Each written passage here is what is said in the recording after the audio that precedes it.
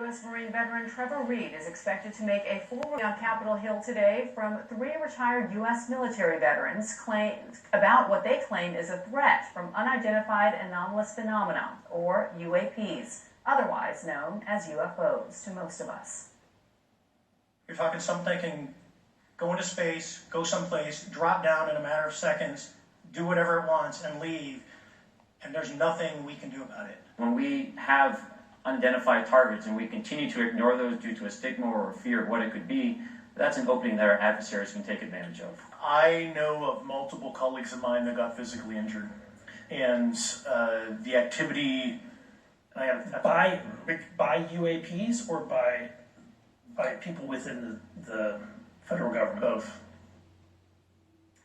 I want to bring in 2 people who heard that UFO testimony today, Republican Congresswoman Anna Paulina Luna and Democratic Congressman Jared Moskowitz, both of Florida.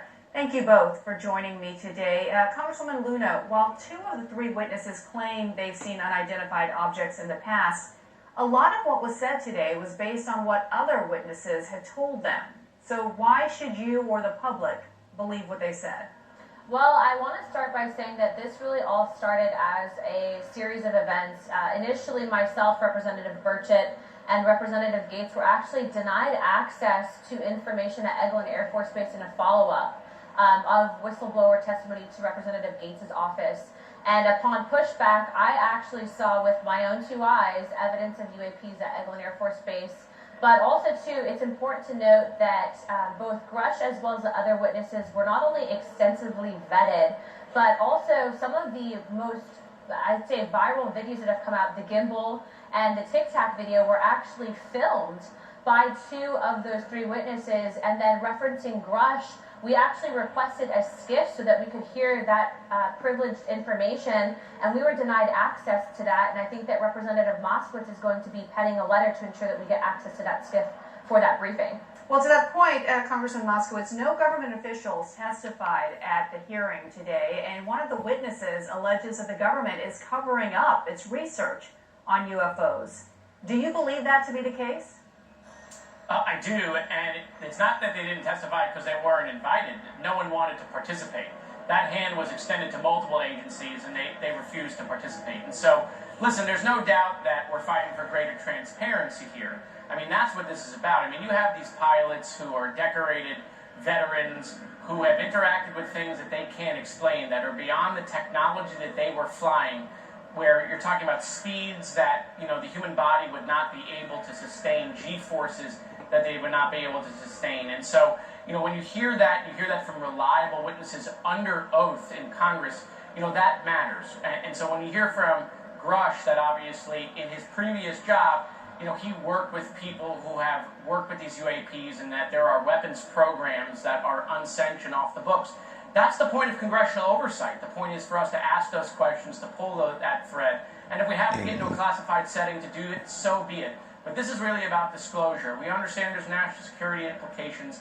No one's trying to jeopardize that. But that can't be a shield that the American people don't get to learn the basics. So, Congressman Moskowitz, sticking with you, what are some of the bipartisan efforts that you're working on to have the government be more transparent on this issue?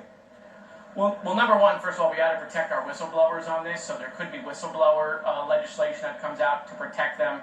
I think, obviously, talking about getting Grush into a skiff so that we can hear the classified information, getting the document he submitted to the Inspector General, he referenced that several times today. I mean, there's some talk on Capitol Hill about maybe doing a select committee. Obviously, that would be up to the Speaker of the House to do that with subpoena power, and we can start subpoenaing people. I mean, so these are some of the things that are currently being discussed. Obviously, we just came out of that hearing. Members are already starting to talk about the next steps. And that's what's important here. What's important is that this is not just a one-day hearing, that we have follow-up. And I think you hear from, Congresswoman Luna and others, that this is a bipartisan, bicameral, nonpartisan sort of stuff that's happening on Capitol Hill, which, by the way, is somewhat unique. And that's why I think you're going to see it move faster than some other issues. Yeah, it is notable to hear that some of these witnesses were just nervous about testifying for fear of a stigma being attached to them from what they saw or what they heard.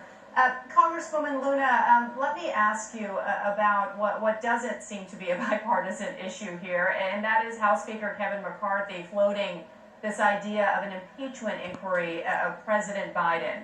Investigations to support, but yes, I would. I'm sure that Representative Moskowitz and I disagree on that, but I would support that. You would support it? Correct. Based on what? Based on the evidence that we've seen brought forward through bank transactions. Obviously, there's more that we're going to learn about, what Hunter did or did not do, but that's completely separate from Joe Biden. There's been no evidence presented that this